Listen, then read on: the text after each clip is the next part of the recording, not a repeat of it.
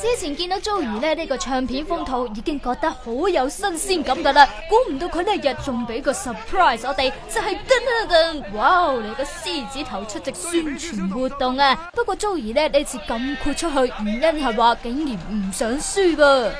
作為一個主角啦，今日我唔能夠咧俾啲嘉賓咧勁過自己嘅，咁梗係要整個獅子頭啦咁啊！你今日呢個叫咩名？呢個咪我咯，呢個係我屬於我自己。咩？有冇一個名堂？爆炸頭或者獅子烤公咯，或者係你哋一定要名堂嘅話，就即刻諗到俾你。你整咗幾耐啊？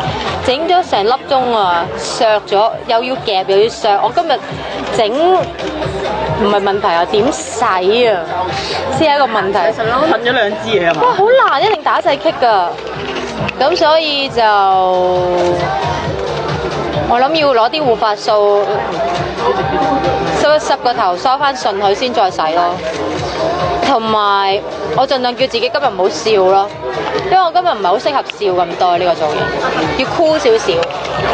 講真啊，你已經 show 埋個黑 bra 俾人睇㗎啦，咁點解唔索性除埋件外套脱？我本身諗住扣褸，而家拆開咗粒褸，好叻，好大膽㗎咯。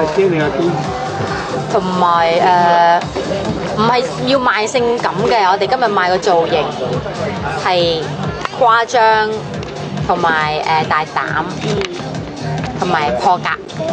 咁你俾幾多分自己今日呢個？今日呢個造型，幫我打下先。我真係驚俾人打嘅。開頭係個頭啫，係個頭啫，冇乜嘢啊。冇乜嘢咩？係啊，我諗我接受能力比你哋低，我真係有點兒覺得勁嘅。